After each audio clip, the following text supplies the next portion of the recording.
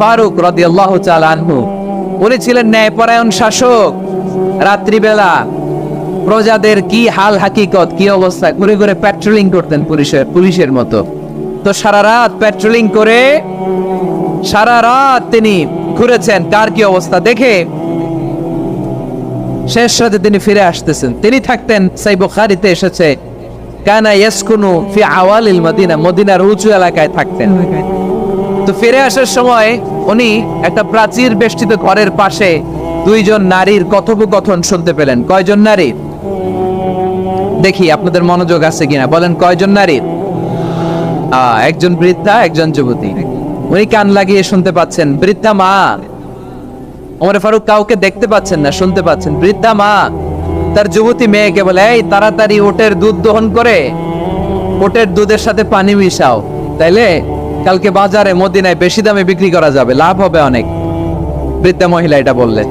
যুবতী মেয়ে উত্তরে বলে, মা আপনি জানেন না আমিরুল মুমিনিন খলিফাতুল মুসলিমিন ওমর ফারুক দুধে পানি মিশানোকে দণ্ডনীয় অপরাধ বলে ঘোষণা দিয়েছে, জানেন না? এবার বৃদ্ধা মহিলা বলে, আরে পাগলি, এই ভোর রাতে আমিরুল মুমিনিন ওমর ফারুক আসবে কোত্থেকে? উনি আসবে কোত্থেকে? ওনার পাইক পেয়াদা সিকিউরিটি আসবে কোত্থেকে? কেউ দেখবে না। আরে কেউ দেখবে না, তাড়াতাড়ি দুধের সাথে পানি মেশাও। এই কথা যখন মা বলেছে, যুবতী মেয়েটা চমৎকার একটা উত্তর দিয়েছে। তিনি বলেছিলেন, ইয়া উম্মি, ও আমার মা, লাউলা রাআ উমর লা রাআ রাব্বু উমর। ও আমার প্রিয়তমা মা, আপনি ঠিকই বলেছেন, গভীর রাতে ওটের দুধে পানি মিশালে ওমর দেখবে না, কিন্তু মা খেয়াল রাখবেন, ওমর যদি নাও দেখে, ওমরের রব কিন্তু দেখে। চিল্লায় বলেন ঠিক কিনা? দিস ইজ কল্ড তাকওয়া। লাউলা রাআ উমরু লা রাআ রাব্বু উমর। ওমর দেখে না, কিন্তু ওমরের রব দেখে। চিল্লায় বলেন ঠিক কিনা? এজন্য রব্বুল আলামিন বলেন, লা তুদরিকুল আবসার ওয়া হুয়া ইউদরিকুল আবসার ওয়া হুয়াল লাতীফুল খাবীর। তিনি এমন সত্তা, দুনিয়ার কোন চোখ তাকে দেখে না, কিন্তু দুনিয়ার সবগুলো চোখকে, সব মানুষের অ্যাক্টিভিটিসকে আরশের উপর থেকে সব কিছু মুহূর্তে মুহূর্তে দেখতে পান কে? তাহলে তাকওয়া কারে বলে বুঝতে পারছেন? দুনিয়াতে সাবধানে চলার নাম তাকওয়া। কেউ দেখে না, কিন্তু আল্লাহ দেখে। এই সেন্স, এই জবাবদিহিতার ভয়, দ্য সেন্স অফ অ্যাকাউন্টেবিলিটি, এই সেন্স নিজের মধ্যে গ্রো করার নাম হচ্ছে তাকওয়া। আর এই সিয়াম পালন করার প্রাইম অবজেক্টিভ অফ সিয়াম হচ্ছে লাআল্লাকুম তাত্তাকুন। আওয়াজ করে বলেন, লাআল্লাকুম তাত্তাকুন। ওমর ফারুক রাদিয়াল্লাহু তাআলা আনহু উবাই ইবনে কাব রাদিয়াল্লাহু তাআলা আনহুকে জিজ্ঞেস করেছিলেন, ইয়া উবাই মা হুয়া তাকওয়া? হে উবাই, তাকওয়া কি? তাকওয়া কাকে বলে? উবাই ইবনে কাব তিনি প্রশ্নের উত্তর না দিয়ে উনিও আবার প্রশ্ন ছুড়লেন। তিনি বললেন, ইয়া আমিরুল মুমিনিন আমা সালাকতা তরিকান যা শাউক? আপনি কি কাঁটাযুক্ত রাস্তা দিয়ে মরুভূমিতে কখনো হেঁটেছেন, যে রাস্তার চারদিকে ক্যাকটাস, গুলমলতার কাঁটা? হেঁটেছেন? ওমর ফারুক বললেন, নাম হেঁটেছি, বালা হেঁটেছি। কাইফা আমিলতা, কিভাবে হেঁটেছেন? ওমর ফারুক বললেন, শাম্মারতু ওয়াজতাহাতু, আমি আমার জামা, জুব্বা আর চাদর আটোশাটো করে গায়ের সাথে এমন ভাবে মিলিয়ে রেখেছি, এমন সাবধানে হেঁটেছি, যাতে করে মরুভূমির ক্যাকটাসের গুলমলতার কাঁটা আমার গায়ে বিঁধে না যায়। উবাই ইবনে কাব বললেন, ফাযালিকা হুয়া তাকওয়া। আরে তাহলে আপনি তো ঠিকই জানেন তাকওয়া মানে কি। এটাই তো তাকওয়া। ওই রাস্তা দিয়ে যেভাবে হেঁটেছেন, পুরো দুনিয়ার জিন্দেগিটা এইভাবে সাবধানে চলার নামই হচ্ছে তাকওয়া। চিল্লায় বলো ঠিক কিনা? এই দুনিয়াতে পাপ পঙ্কিলতা থাকবে, শয়তানির হাতছানি থাকবে, অপরাধ প্রবণতা থাকবে, নফসের খায়েশ থাকবে, অন্যায়ের হাতছানি থাকবে। সব কিছুকে দোলে মুচড়ে পেছনে ফেলে সাবধান হয়ে এই দুনিয়ার সিরাতুল মুস্তাকিমের পথে চলতে হবে। যেই রাস্তা শুরু হয়েছে দুনিয়াতে, শেষ হয়ে গিয়েছে আল্লাহর জান্নাতের ভেতরে। চিল্লায় বলেন ঠিক কিনা? আমার প্রিয় চাঁপাইনবাবগঞ্জের ভাইয়েরা, এটার নামই তাকওয়া। উবাই ইবনে কাব বললেন, ও আমিরুল মুমিনিন, ওই কাঁটাযুক্ত গুলমলতার রাস্তার মধ্যে ঠিক যেমনি সাবধান হয়ে আপনি হেঁটেছেন, এই দুনিয়ার বুকে ওই সাবধান হয়ে চলার নাম হলো তাকওয়া। সুবহানাল্লাহ। তাহলে তাকওয়া কারে বলে? আমার চাঁপাইনবাবগঞ্জের কলিজার টুকরা ভাইয়েরা, বুঝতে পারছেন আপনারা? আমার প্রিয় ভাইয়েরা, এই আসন্ন রমাদান, এটা এমন এক বরকতের মাস, যে মাসে আমরা নিজেদের নাফসের উপর নিয়ন্ত্রণ প্রতিষ্ঠা করি। সারা বছর নাফস আমাদেরকে নিয়ন্ত্রণ করে, আর রমাদানে আমরা নাফসকে নিয়ন্ত্রণ করি। কথা বুঝতেছেন? সারা বছর নাফস আমাদেরকে নিয়ন্ত্রণ করে। এই যে এখন আমার খেতে মনে চাইলে যে খেজুর রাখ, আমি খেজুর খেতে পারবো, নাটস আছে, বাদাম খেতে পারি। খাইতে মন চাইলে পানি, আমার রুহুটা চায়, আমার নাফসটা খেতে চায়, আমি খেতে পারি, পান করতে পারি। বিবাহিতরা দিনের বেলায় স্ত্রীর সাথে মেলামেশা করতে চাইলে করতে পারে, কিন্তু রমাদানে দিনের বেলায় খেতে মনে চায় কিন্তু আমরা খাই। আমার প্রবৃত্তি খেতে চায় কিন্তু প্রবৃত্তির কথা আমরা শুনি, কথা কয় না। রমজানে খেতে মন চাইলে আমরা খাই, তৃষ্ণায় গলা ফেটে যায়, গলার ছাতি ফেটে যায়, কিন্তু এক ঢোক পানিকে আমরা গিলি। বিবাহিতরা দিনের বেলা স্ত্রীর সাথে কি মেলামেশায় যায়? না। তার মানে সারা বছর নফস আমাদেরকে নিয়ন্ত্রণ করে, আর রমাদানে নফসের উপর আমরা নিয়ন্ত্রণ প্রতিষ্ঠা করি। নফসের লাগাম আমরা রমাদানে টেনে ধরে, চিল্লায় বলেন ঠিক কি না?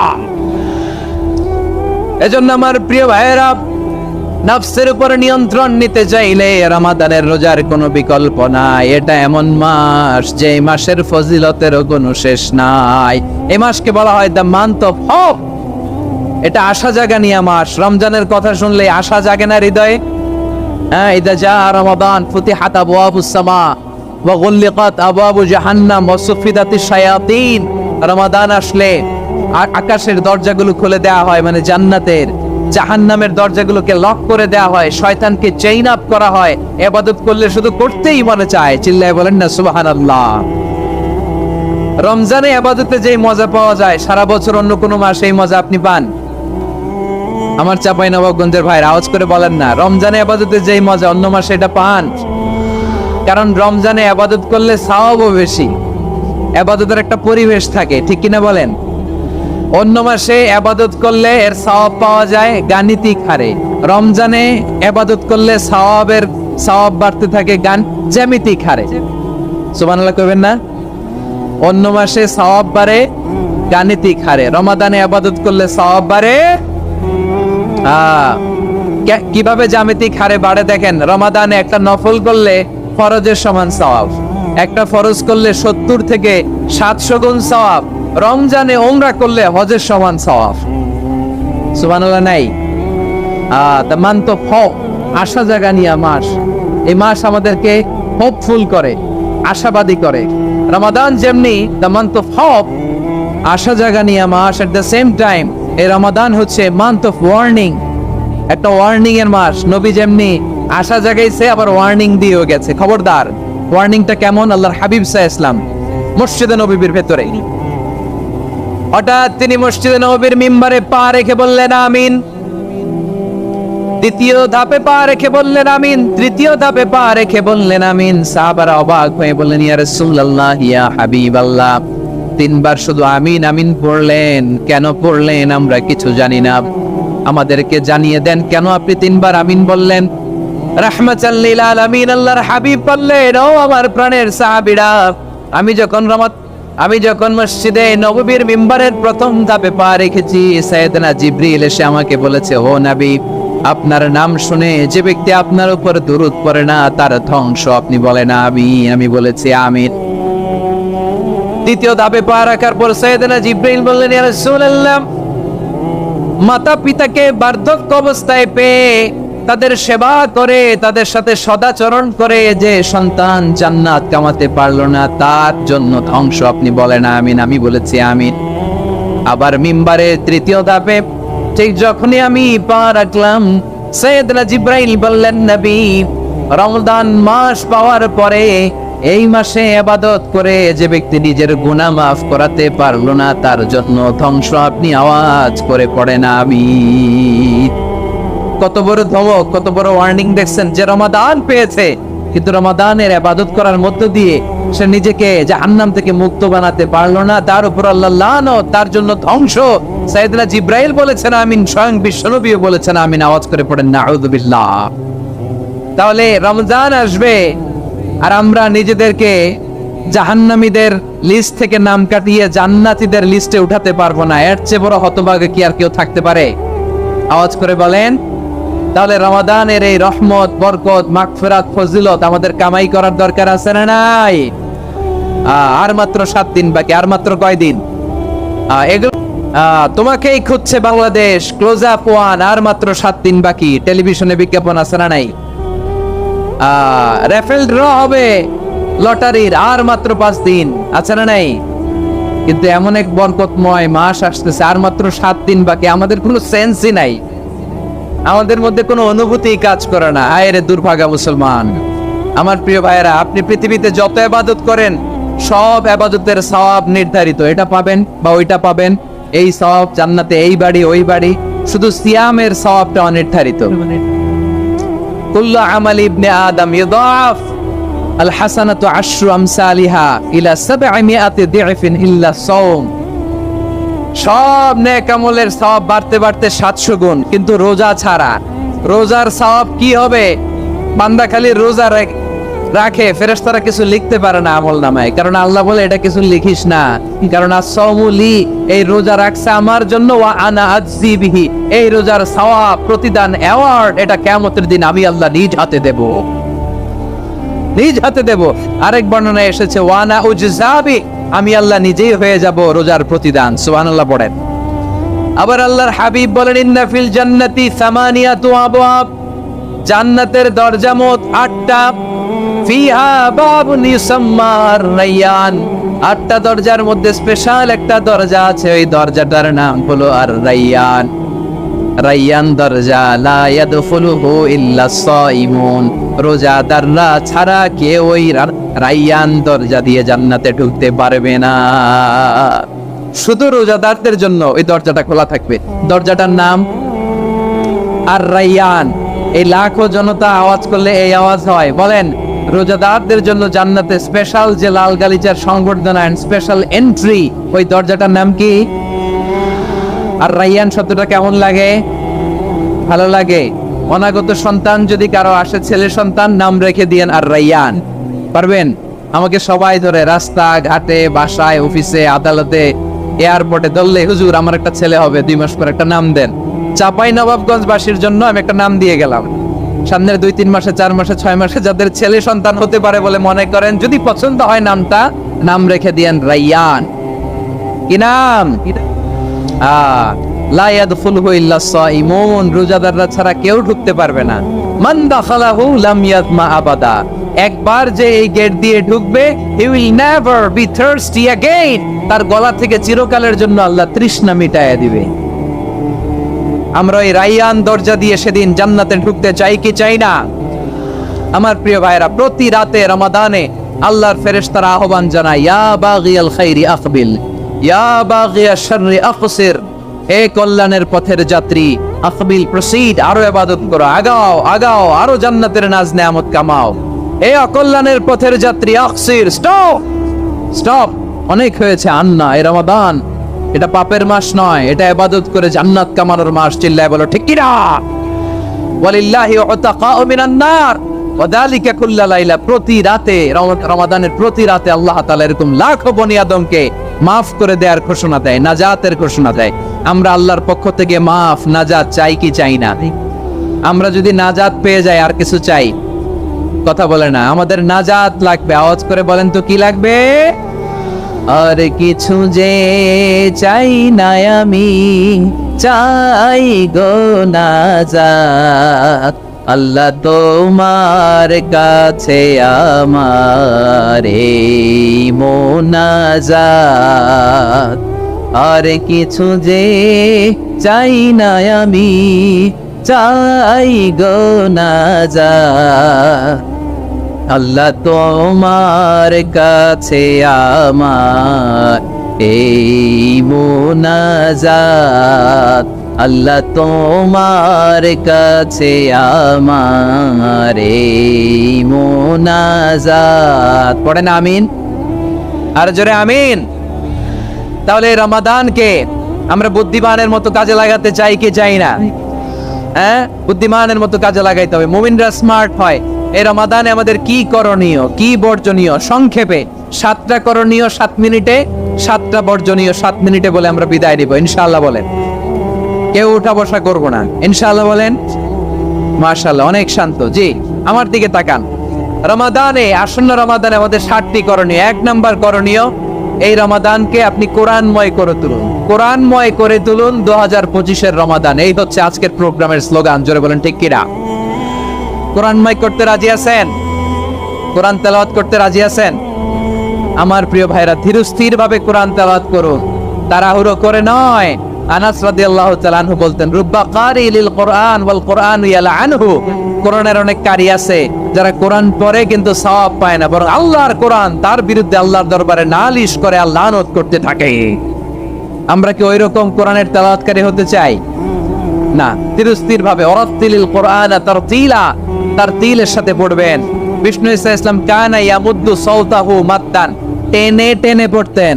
আলহামদুলিল্লাহি রাব্বিল আলামিন আর রহমানির রহিম মালিকি ইয়াউমিদ্দিন ইয়্যাকা না'বুদু ওয়া ইয়্যাকা নাস্তাঈন اهدنا الصراط المستقيم صراط الذين أنعمت عليهم غير المغضوب عليهم ولا الضالين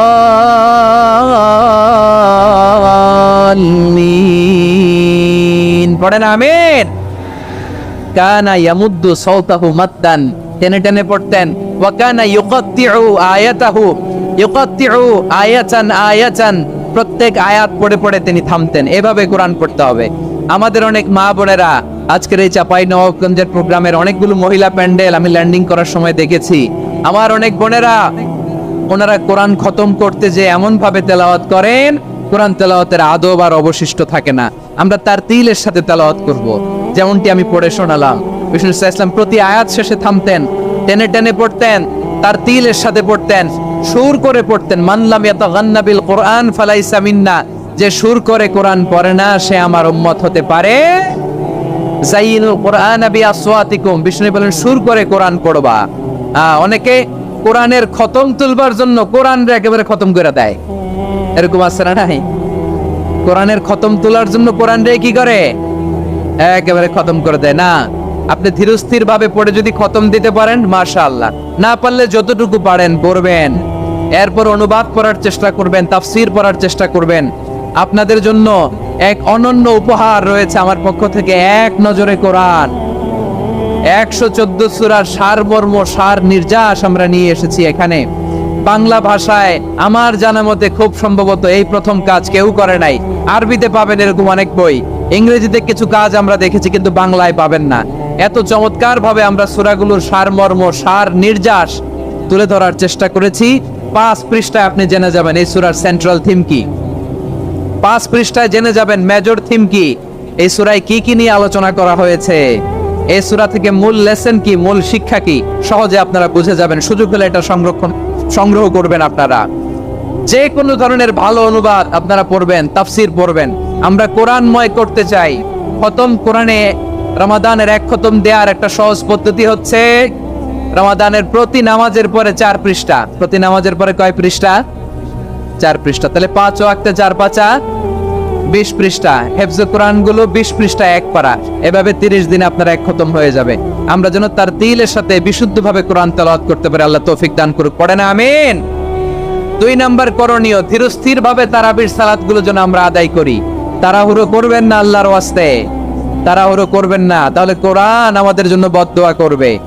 তাড়াহুড়ো করবেন তারাবির নামাজে। তারাবির নামাজ সালাতুত তারাবিহ মানে বিশ্রামের নামাজ, আর আমরা পড়ি সালাতুল কিতার, রেলগাড়ির মতো নামাজ। চিল্লায় বলেন ঠিক কি না?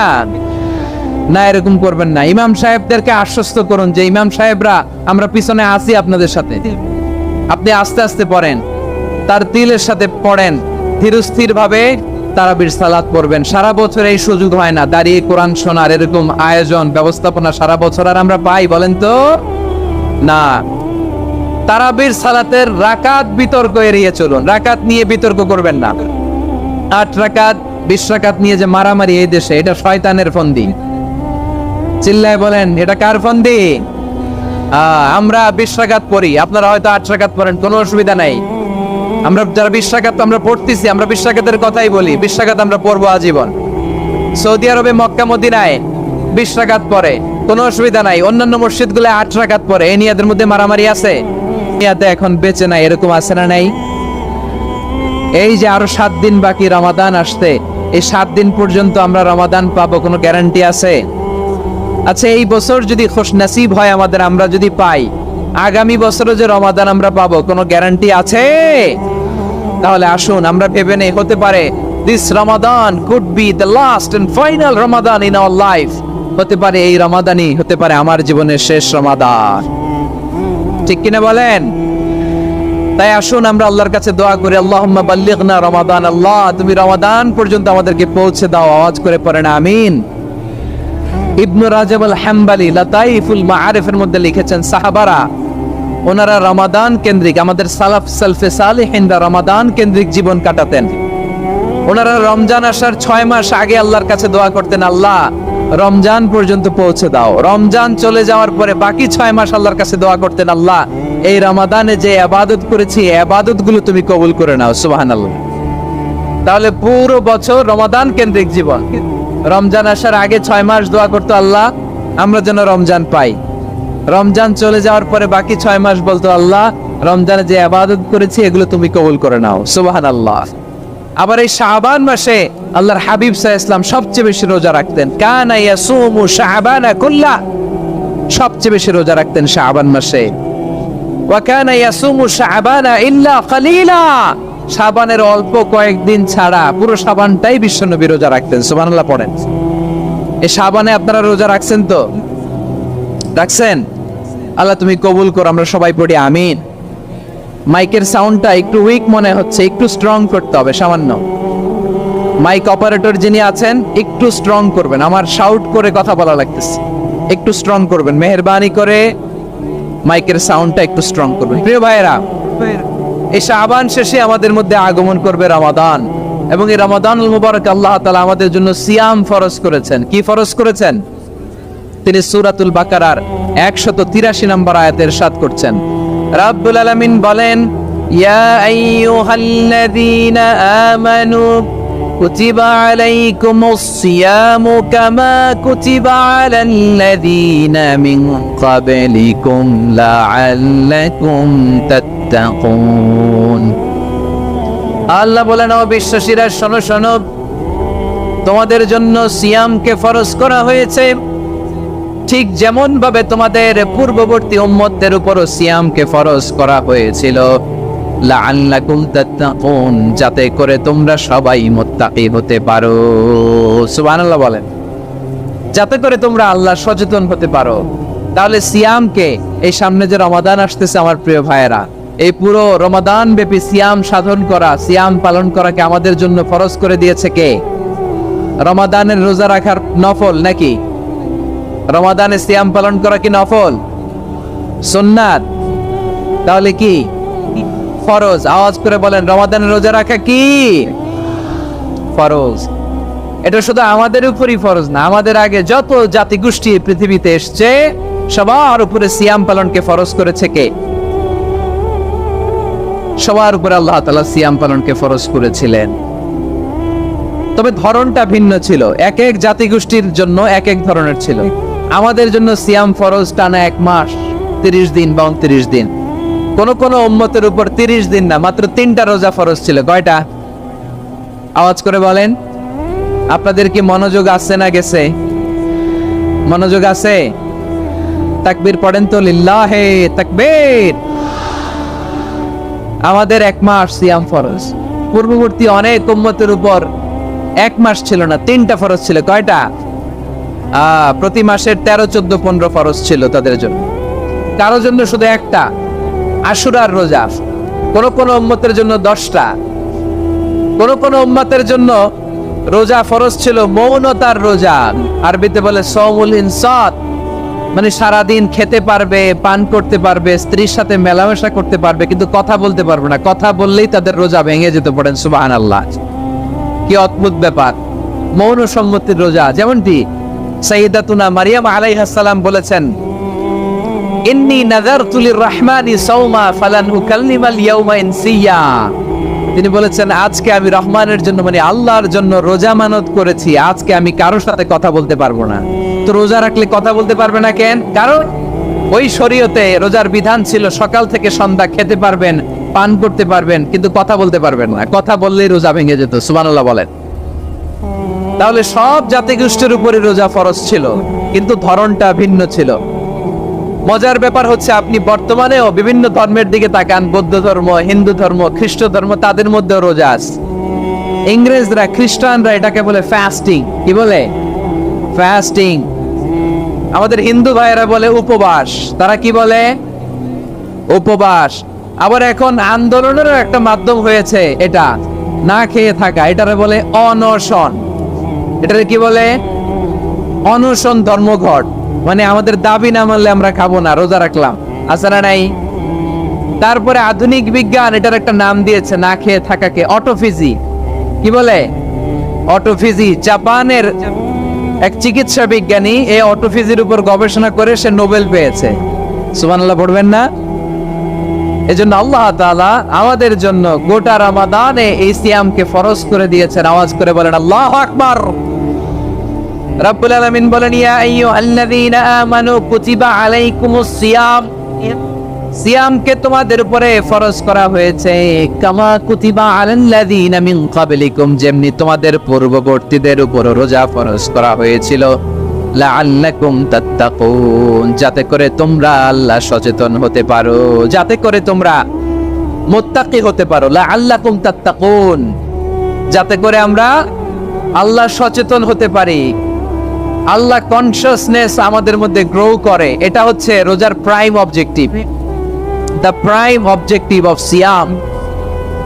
অনেকে জিজ্ঞেস করলে অনেকে বলে রোজার মূল উদ্দেশ্য হচ্ছে না খেয়ে থাকা। না। অনেকে বলে গরিবদের কষ্ট অনুধাবন করা রোজার উদ্দেশ্য। না। রোজার উদ্দেশ্য কি? সিয়াম পালনের উদ্দেশ্য কি? এটা আল্লাহ তাআলা স্পষ্ট এই আয়াতের পেছনে বলেছেন যে লাআল্লাকুম তাত্তাকুন, যাতে করে তোমরা আল্লাহ সচেতন হতে পারো, আল্লাহ ভীতি তোমাদের মধ্যে গ্রো করে, গড কনসিয়াসনেস, আল্লাহ কনসিয়াসনেস, আল্লাহ সচেতনতা যেন বাড়ে, দ্য সেন্স অফ অ্যাকাউন্টেবিলিটি। আল্লাহর সুপ্রিম কোর্টের কাঠগড়ায় এই দুনিয়াতে আমি যাই করলাম তার সবকিছু যে পাই টু পাই হিসাব দিতে হবে, এই sense, to enhance the sense that what ever we do Allah is watching me. আপনি যাই করেন কেউ দেখে না, কিন্তু দেখে কে? শুরুতেই তো জিজ্ঞেস করেছিলাম যে কেউ যেটা দেখে না সেটা দেখেন কে? কেউ যেটা শোনে না সেটা শোনেন কে?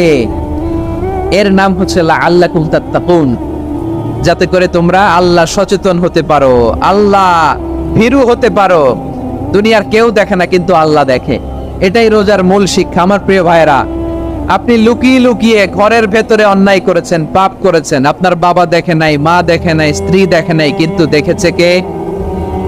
আল্লাহর চোখ ফাঁকি দেয়া যায়? আচ্ছা, বুঝে থাকলে বলেন তো, সিসি ক্যামেরার চোখ ফাঁকি দেয়া যায় কি যায় না? পুলিশের চোখ, র্যাবের চোখ, বিমানবন্দরে কাস্টমস অফিসারের চোখ, কিন্তু আমার আল্লাহর চোখ? সবাই বলেন আল্লাহর চোখ ফাঁকি দেয়া যায়? এই সেন্সটা নিয়ে আসা নিজের মধ্যে, আমি whatever I do Allah is watching me, যাই করি আল্লাহ দেখে। লাআল্লাকুম তাত্তাকুন। রমাদানের রোজা, ইফতারি, সিয়াম, ইবাদত সব কিছুর মধ্য দিয়ে আপনাকে খেয়াল করতে হবে যে লাআল্লাকুম তাত্তাকুন এই স্ট্যান্ডার্ড এটা অ্যাচিভ হচ্ছে কিনা আমাদের।